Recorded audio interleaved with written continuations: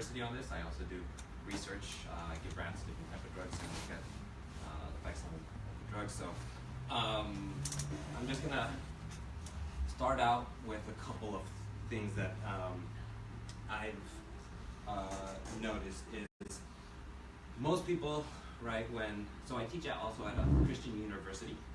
So one of the things that I've noticed at the Christian university that I teach at is people actually have a hard time understanding that addiction is a brain disease. And oftentimes, maybe because I teach at a Pentecostal school, one of the things that I oftentimes see is a huge problem is people address it as purely a spiritual disease. And to me, addiction is a disease of the brain, of the spirit, and of the body. It's all three. And if you address only one, you're not going to solve the issue. Right? So that's one main thing that I think I'm going to try to just really hit on, is that addiction, whether behavioral is, right, is a disease. Now, sometimes people have a hard time with that. They say, well, where's the role of the person? Yes, the person, when they first started doing the drug, that was their choice, right? They made those bad decisions, right? But once you really get into the full-blown addiction, right, it truly does change you. And oftentimes, for example, I tell people, one of the worst things that you can tell someone that is an addict is stop. Just stop, right? And oftentimes I tell people, for example, let's say I've had and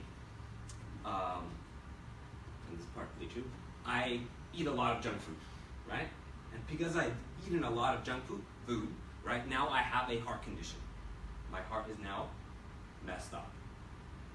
Because now I have a messed up heart, one of the symptoms is that I have high blood pressure. Good? Now let's say David has high blood pressure because of that. When I go to David, how dare you have high blood pressure? Lower your blood pressure. We all laugh at that, right?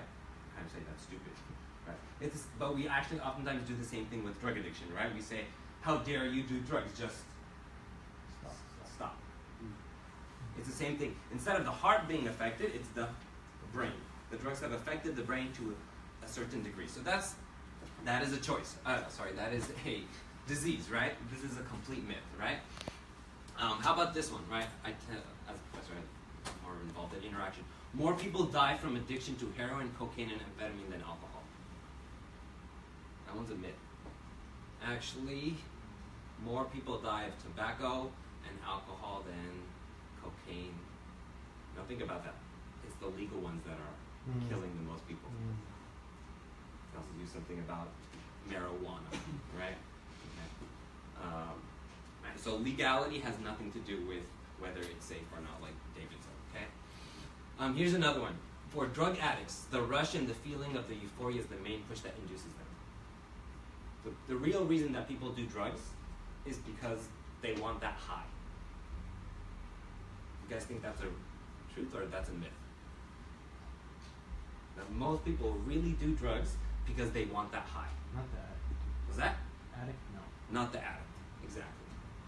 Maybe that's what initially got them to do it, because they like the high, right? But actually for most people, right, because their brain has changed in such a way, they actually now do the drug just to function, just to feel normal, right? Here's some quotes, right? Here's a 34-year-old recovering meth user. When I first started, I remember having a huge reaction to a small amount of speed. Right, that's cocaine. Inside of a year, I could shoot up a spoon of it easily, which is a pretty fair amount. And it finally got to the point where I couldn't even sleep until I'd done so. Here's a 36-year-old recovering heroin user. When we were really strung out on heroin, we were spending $150 to $200 a day to feel normal. It's one thing to spend that kind of money and get loaded, but when you're spending that kind of money just to function as a human being, it's irritating. Right? Most addicts will tell you, I know that the drug is bad. I know that the drug is messing up my life. You don't need to tell them that. They actually already know that. But the problem is with addiction, right? Once you've gotten to a certain point, your body has changed so that you actually need the drug to function. Right? And this is part of the therapies, how to go ahead and get them off of it, right? Because a lot of times, they'll tell you, I want to be off the drug. They don't like it, right? But they need it in order to, right, function, okay? Here's another one. A drug addict, for example, an alcoholic can die as a result from not taking the drug. It's true. This one is true. It depends on the drug, not all drugs. So, for example, cocaine, meth, you're not going to actually die from the withdrawal effects. Okay? If you're a true-blown alcoholic, you can actually die from not having alcohol in your system. And the funny thing is, and David mentioned this, actually prescription drugs, the withdrawal effects can kill you. Right? So this one's actually a fact. Another thing to kind of keep in mind, when you think of people who overdose on drugs, right? Where do they tend to overdose? What was that? On their own. What was that? On their own. On their own? Okay, so by themselves, okay. But where? Physically, give me locations. What was that? Hotel. Hotels. Gas station. Right? Think of all of the famous people. Heath Ledger, Whitney Houston, right? All of these people, they died at a hotel. Why? Why hotel? Lonely. What was that? Lonely. Lonely. Good. Actually, the majority of people who actually die from overdose from a drug don't take more drugs than they've taken before. It's actually a misnomer. Most people think, and if you think about it, why is someone going to go to a hotel, someone famous, and say, let me take more drugs? Right? They don't necessarily die from taking more drugs. Because one of the things that we know is your brain is an amazing, amazing machine, right?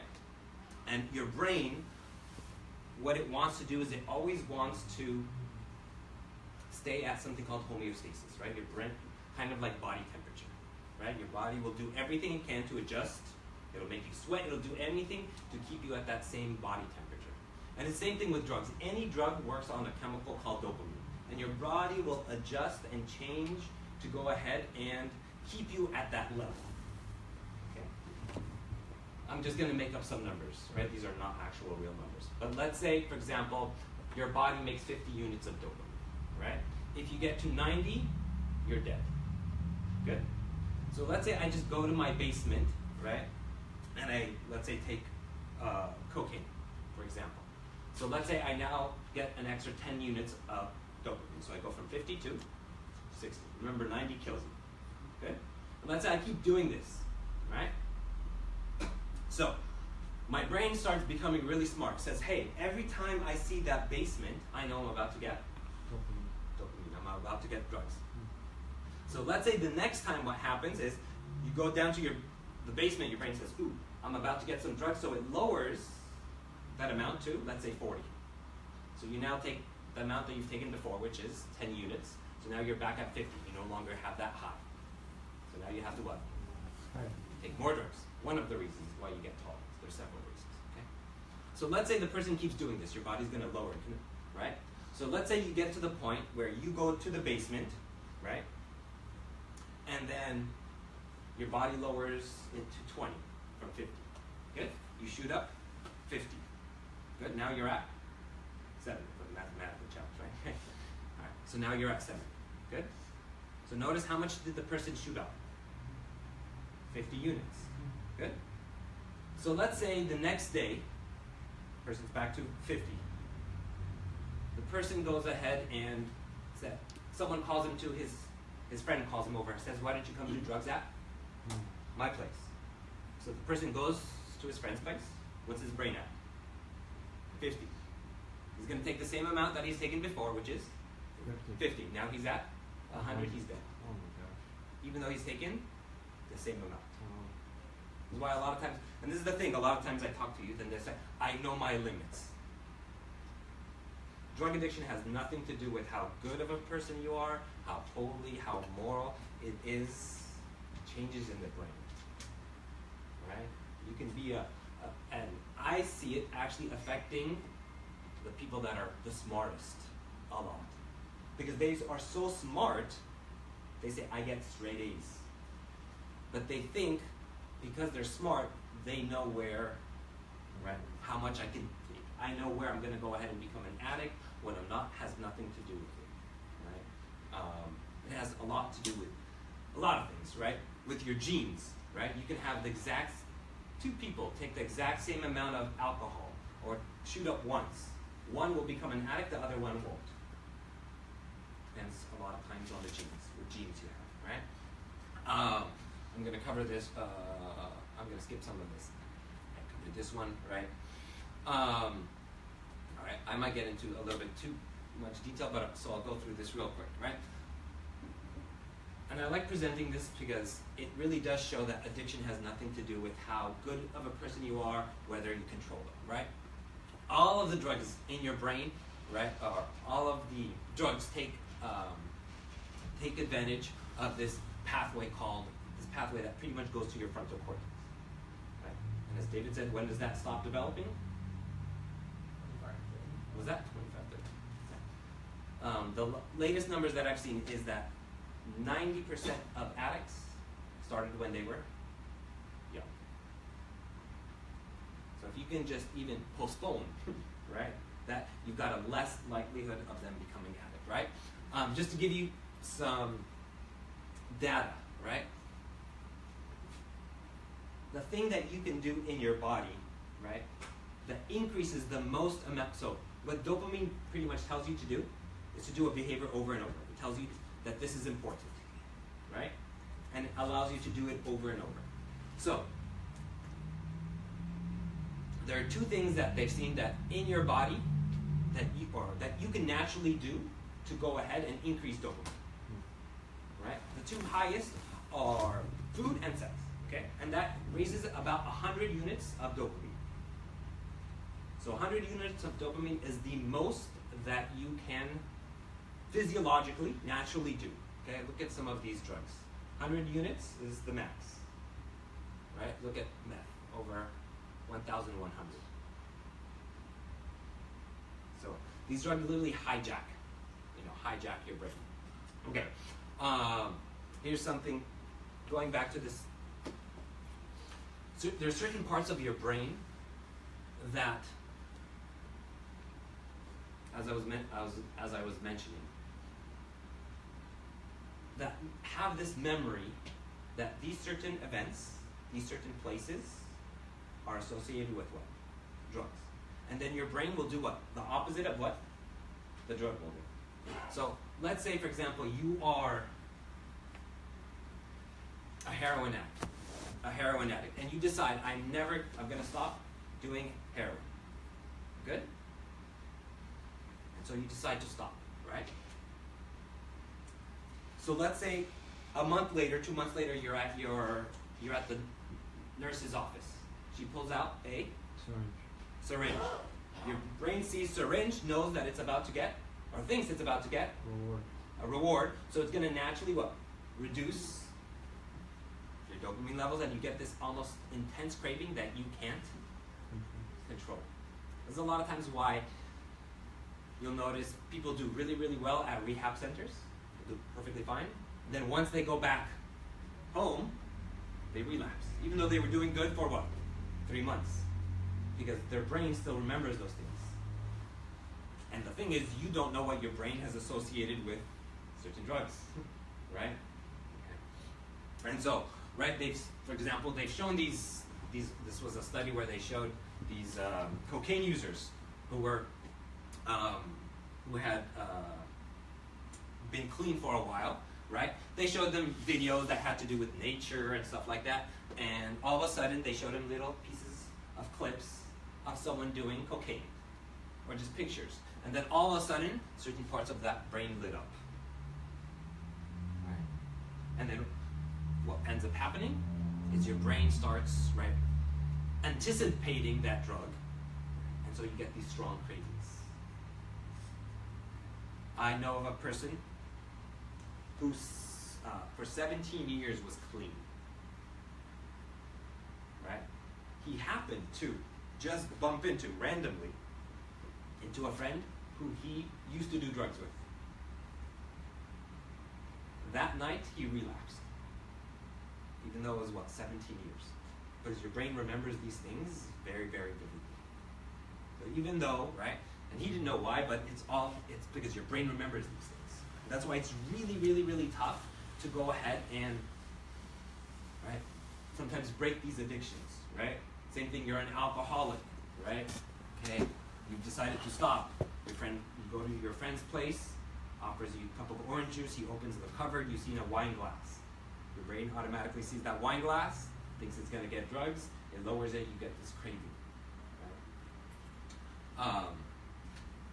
All right, so that's the other thing, right? This is what I like telling people. Because a lot of times people will tell me, right, I will go ahead and dabble in drugs, but I will never get to the point of addiction. That's the first mistake. You never know. It's your genes. You don't logically control these things, okay? And then the other thing is, because what your brain does is your brain does the opposite of what the drug does. So for example, I told you how all drugs increase dopamine. So what your brain does is, in response to that drug, your brain will actually start killing off some of the receptors. And it'll stop producing dopamine. So now when you're off the drug, you no longer have that natural feel good. So, and this goes with marijuana, whatever, right? I've had people... It never comes back, right? It never comes back, right? Your brain can recover, right? And this is, same thing is, they've seen scare tactics don't work, right? Your brain can recover, but it never recovers 100%. I've had people, right, because at my school people usually know that that I cover this stuff, so I've had a lot of people that will come in, right? One semester I had 3 girls come into my office, right, and then they were all literally crying, and they were telling me, I'm addicted to marijuana, right? Help me to stop, right? And they were saying, when I'm off of it, I feel like I'll go do things with my friends. I'll go to, Magic Mountain. I'll go to Disneyland. But I no longer have that natural what? High. Like things that normally should make me feel good, no longer what? Make me feel good. What's wrong with me? Well, the problem is, right, and this is true with any drug, right? Okay, with marijuana, whatever, right? Your brain will always do the opposite of the drug. So it starts killing off those neurons, slowly. It starts producing less of it. So what ends up happening is now when you're not on it, you no longer feel good. So this is why I tell people, regardless of whether you think you're not going to become an addict, it's not like you try something. You are literally messing with your brain. Okay. This is why, same thing, going back to like the marijuana, right? I don't know if there was a video that kind of went viral, which is the double rainbow video. Have you seen that? There's like 2 rainbows, and the people are like, they're almost crying, like, wow, this is the greatest thing. What does it mean? God is like, they're so mesmerized, right? Because there's certain receptors in your brain that trigger this natural high, this natural, wow, this is something new I've never experienced. Well, what happens is when you overstimulate that with the marijuana, what does your brain do? Slowly gets rid of it. Another misconception, right? Because I've had people, for example, will tell me this. They will tell me, David mentioned how it messes with learning and memory, right? I've had people will tell me, I've been on marijuana for a year, and I'm at the top of my medical school. So, right? What do you have to say about that? You're telling me marijuana messes with your brain. Here's the thing also that we know about the brain. Just because you don't show any symptoms does not necessarily mean nothing is happening. So for example, you guys know Parkinson's disease? Right? Where you start shaking. There's a certain part of that brain that gets damaged that causes Parkinson's disease.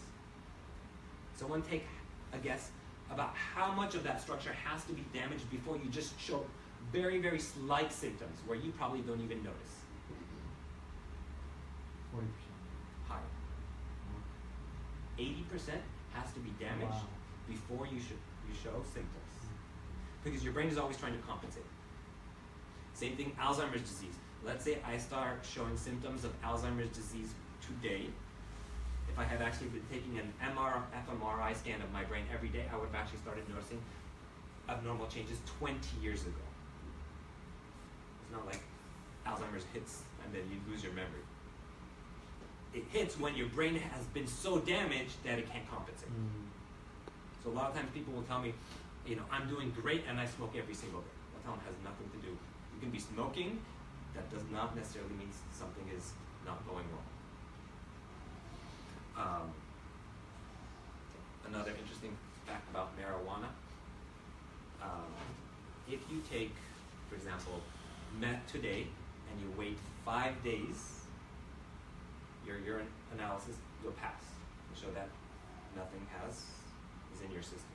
If I take marijuana today and you want to take a guess how long it'll stay in your system? At least for a UA test at home, at least a month. Sometimes it'll stay in your system 3 months. A lot of times people will tell me, look, I've gone 5 days and I don't have any withdrawal effects, right? So that must mean I am not addicted. Marijuana is a unique drug. It's actually still in your system. That's why you don't feel the withdrawal effects. Okay. The other thing, right, is that, so you have that pathway that I said that helps you do something over, and all drugs pretty much kind of abuse this. There's this other pathway that goes from your frontal lobe back to these systems that pretty much tell a person to stop doing a drug. Okay? Well, pretty much what happens, right, in your brain, right, this pathway that tells you to do something over and over gets stronger. That's what drugs do. They hijack the system, and they pretty much, this pathway that tells you to stop doing something gets damaged. And this is where, right, that frontal cortex, that's where it stops. Or sorry, that's where we said develops later.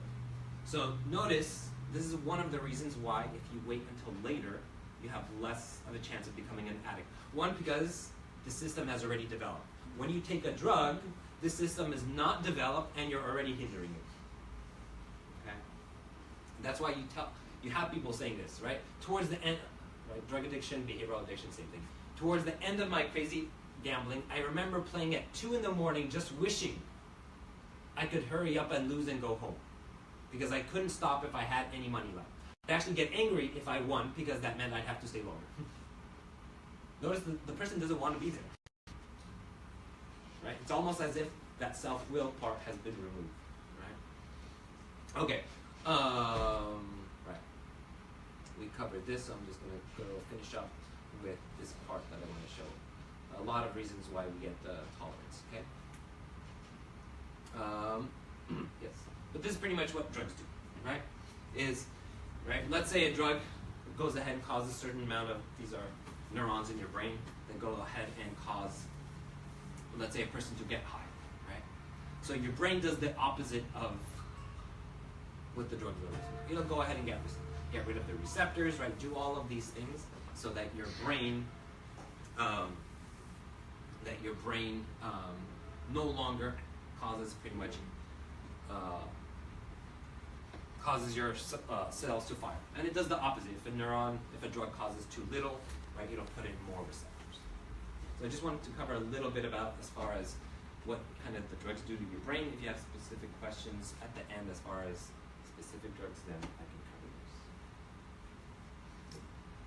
Yes. Is there any studies with the amount of THC now and Yes. some of those things that we were discussing? Is there any studies of now how that's affecting the brain long term? Sure. So there are long-term effects, and they have seen. So here's, as a scientist, I also never like talking about marijuana, because here's the thing that the media will play on your lack of knowledge of. There's two main components within marijuana. There's the THC, like David, and then there's the CBD. David also mentioned that, right? What they found is most of the medicinal effects that marijuana has is the CBD, Which doesn't make. which doesn't give you that. It's the THC that has the most. Yeah. So, for example, I've got this several research articles and videos where, for example, there was this I think it was a 4 or 5 year old girl, right? She had seizures. They were trying to do everything to go ahead and give her all types of medication. Nothing helped. So the parents had heard that marijuana helps with seizures. Obviously, they didn't want to give her marijuana, get her high. So they found a rare breeder who was actually going to throw away his plants because, like David said, what people have done is bred up the THC to get it more addictive. So this group bred down the THC and bred up the CBD. Okay? So it pretty much had no THC and all CBD. So they gave the girl this form, which almost does not exist in any dispensary because no one wants it. People want the high. So it pretty much cured her seizures. What did the media report? Marijuana cures seizures. If you look, right, this is why I never look at like CNN or all of these studies, because they'll say marijuana does this. Marijuana is helping. Usually when I look at those studies and I look at the actual journal from it, what they've used is the CBD, not the THC. And when it looks at what are the harmful effects, that's where they've used THC. But a lot of times the media will play on that and say, look, there's so much, and I do tell people get shocked. Like David said, marijuana is helpful for certain things. But usually it's not the marijuana that's sold out there. It's usually the CBD. So big difference on the two. So the big thing is, so we're dealing with people that have addictions, and obviously, sometimes when you try to take somebody who has an addiction to marijuana, and they want to get help, and they want to overcome, sometimes even inpatient rehabs, will lack. Yeah. Or if the person's just absolutely, there's nothing wrong with marijuana, nothing wrong. Where do we start? Sure. So usually if they are not convinced that marijuana has, I personally, right, and it depends on whom I'm talking to, I show them research, right? I tell them, let's be unbiased. You do your research and I will do my research. Now, if you're going to do that, right, I'm going to give you scientific journals. You don't go to www.marijuanaiscoolforyou.com and then come up with things. So far, I have never lost one argument with someone who says, I told them, that's fine. You do your research, I'll do my research. But we're going to agree that we're going to use scientific journals. Because media is very biased and they're not scientific people. And I tell them, then let's go ahead and come up. You do your research. And usually what I've come up with is, I haven't found much. Because when they do find marijuana is helpful for this, they go to the article. What did they use? CBD. That's one. When it comes to people that are looking for help, and the other thing that I ask them is, well, if marijuana is not addictive, when are you telling me that the people, the students who I personally dealt with, who have come to me, who have told me I'm addicted, help me, are you telling me that they're making this stuff up in their head? And then you guys know that there's MA, AA, alcohol. You know that there's MA now. Marijuana. Yes, there is MA out there. So, why are people going to it if it's not addictive? So when you've got a whole bunch of things that are in front of your face, it's hard, right? It's hard to deny. When it comes to helping people, right? I think one of the things that we oftentimes do is we tell people when they do relapse, right, we get harsh on them. And I think that's not the right way. Right? Because if you think about it, sometimes they're hitting themselves already on the head because they relapse. The best thing to do is, I usually tell them, right, okay, you went 3 months without doing it, that's awesome. I reinforce the fact that they went, and I say, okay, you stop now and you try to go for 4 months, you try to go for 5 months, you try to go, right, because they're already upset at themselves, and probably from their family, their friends, they're already going to hear a whole bunch of negative comments.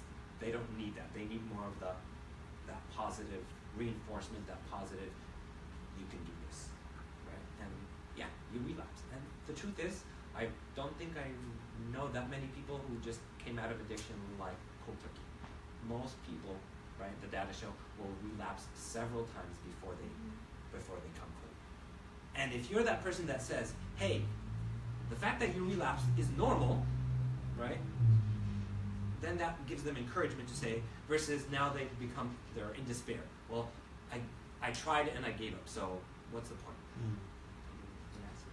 Oh, well, I just wanted to add something to what you were saying. One of the things I've mentioned to people before too is the idea that when people say, "Oh, marijuana is not addictive," is an interesting theoretical idea, right? Science doesn't bear it out, but I'll ask them, "Well, tell me about your life. Tell me about your day-to-day life." One of the first thing they'll hear if they go to AA, step one is we've come to recognize that our lives become unmanageable, right?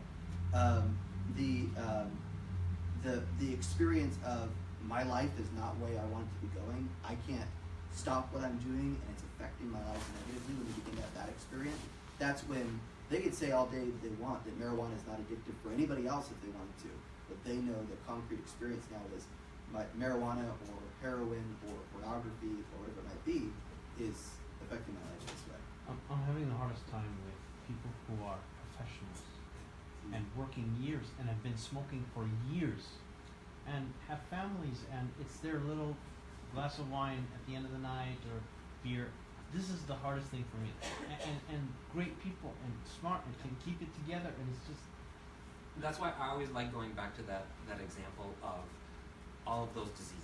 The majority of neurological diseases, right, you don't see the symptoms until much later. But that doesn't necessarily mean that there is damage happening in the brain. Is there a way to measure that? Like, can they get scans in the brain and say, well, you've damaged this much already? With not that I know of with marijuana. No.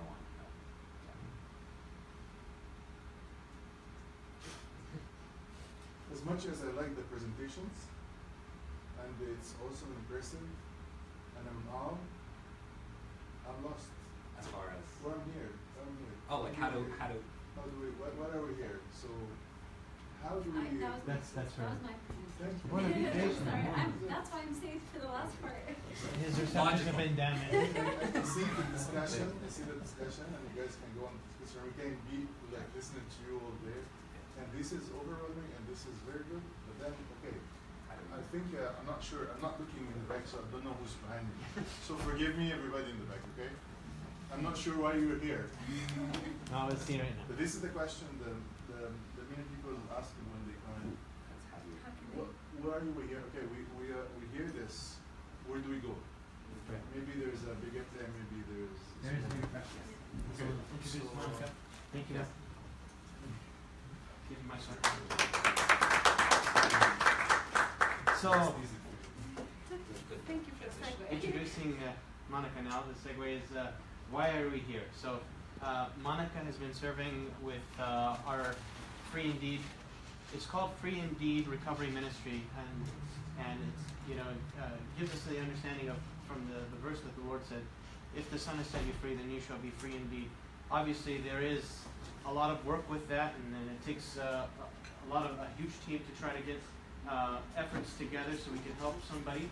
But I'll give you a little bit intro to Monica Mikaela. She's a licensed MFT, marriage family therapist, who worked in the community mental health field for 7 years, and currently works at the Child and Family Division at D.D. Hirsch, very well-respected clinic, mental health services. So we'll give our attention to Monica and a little bit of the work she's been doing with the diocese. Yeah, so I primarily work with child and family at community mental health. So I do deal with teenagers who do use substances and also struggle with mental health issues. And so I also teach high school kids in my church, and I'm actually very well involved with our youth. And so we have all this great wealth of knowledge and all these great resources, but then what do we do with that? Like, where do we come into the picture? And so, a lot of the times when we talk about these things in our own churches, it's taboo, it's attached with shame, guilt, embarrassment. No one is ever forthcoming about their substance use, their mental health issues. So it's really important to kind of like, so then what do we do? How do we approach people in our community? How do we get them the help they need? Right? And so there's 3 things that I think about. It's education, which is what David and Michael did. It's educating our parents, our youth, our congregation, and also, aside from education, is support. You know, how do we build a relationship with our congregation, the person next to me, my Sunday school kids. You know, all these people are struggling in so many ways. So aside from the education piece, we need to offer support. We need to raise awareness. We need to start talking about it, from clergies to Sunday school to just being me and being a caring, curious, loving Christian who wants to help my neighbor. And encouraging them to seek help. And I told David, like, my vision is for having like a liaison at every church or county, that if a priest encounters someone from their congregation saying, I'm in need of help, I'm struggling with these issues, they can appoint someone to refer them to resources, get an information about, do they have insurance? Do they have Medi-Cal? Do they need low-cost services? So I put a presentation together to talk about substance use and educating not just the youth but parents, understanding how that affects them, which was something that you guys talked about. I'm not going to repeat any of that. So like the substance use, how it affects obviously the brain and our development. So Department of Mental Health starts screening drugs with kids who are 12 years old. So they start at 12 years. So all my clients 12 years old and older, as silly as it sounds, I have to drug test them and drug screen them if they're taking any sort of substances. And there's lots of research that's shown that between the age 23.5 million people aged 12 or older needed treatment for an illicit drug or alcohol abuse problem. And then they did research that only 2.6 million of those people got the treatment that they really needed for their substance use. And by 12 and 13, it's actually not just exposure and not just use, but they're actually abusing drugs. Wow. So you could only imagine that even before that, there are also some exposure and some use in younger children. We could have the gene for it. Our gene is our blueprint, and our experience is what shapes us. So in terms of that, like, what can we do? So me and Marianne Nashid, who's also in the psychological clinic, we both went out to the basketball coach meeting, and we talked to the coaches, not just, here are the signs for substance use, here's what to look out for. That's all great, but the moral of the story is, you're not going to grab a kid and say, hey, I've noticed you, these are the symptoms that I'm noticing. Are you using substances? Let me get you help. That is not the way we engage our youth, we engage our kids to seek help, or anyone really. We come from a curious place. Hey, I've noticed this about you. I've noticed that you're struggling, you're having these challenges. Let's talk about it. I want to get you help, right? So we talked about ways they can engage with the youth. And I'm not talking about just basketball coaches, but Sunday school teachers, including some form of lesson on peer pressure, on substance use, and being able to be okay and address the topic with clergies and priests, to include mental health and substance use and all that stuff in their sermons, to say this is a topic that we need to address. We need to normalize that we all experience challenges and difficulties in life, and sometimes, some people resort to substance use in a way to cope with their suffering, a way to cope with what they're dealing with, these life stressors. So when they get help, when they get support, they can better cope and manage and regulate their feelings instead of resorting to substance use. And that's why Free Indeed is coming up with a recovery program to help with that. So with that being said, I think it's really important that we come up with ideas. We want to hear from you how we can approach our community. What can we do to talk about it, to address the issue, to make it more comfortable? There's a huge stigma behind it. There's huge taboo. No one, like I said, is ever forthcoming. So what do we do? How do we approach people? How do we talk to people? So I come up with a presentation that talks about substance use and mental health, and I incorporated the Free Indeed recovery program, what that looks like and how people can get help, and if they were to get help, what would that look like? So yes, they go to this residential rehab program, but it doesn't end there, because what's important is when they come out of there, they also have to continue to be linked up to other outpatient services and support. That's huge. And of course it's hard for them not to relapse, so there's going to be setbacks, but we need to, as a community, as a congregation, to help them and ensure that they're going to have a successful recovery. So I can't really show you the presentation, but a lot of it is what David had talked about in terms of how do we approach our youth, how do we approach our parents. Communication is key with our parents. Letting people know that they are not alone and that there is help and help exists out there, you know, and it's just to normalize it for them. For parents is to have, we did a parenting workshop at St. Mark's. I was a part of that with someone who used to work at Cedar Sinai who did Triple P program, positive parenting program. And we developed this, you know, based off that model, we developed a program for parenting workshop introducing how to communicate with your kids, how to monitor them, how to talk about these really sticky situations, and how do we approach them. So I'm hoping that we develop programs, you know, if any of you guys have background in psychology or social work or any of these things, your referrals, your resources, your education really can play a huge part in this. And then I also have a slide with all the counties and all the counties' resources, not every resource, but I provided some resources in terms of mental health, substance use, suicide prevention, and all these things. It's on my PowerPoint. I can show it to you. Oh, you're going to show us the PowerPoint? I mean, I can send it to you guys too. There's a lot out there. It would be great if you can send it so we can at least get a chance Of to course. study it. It's it's a little PowerPoint. It has just an idea of. I actually do need a USB.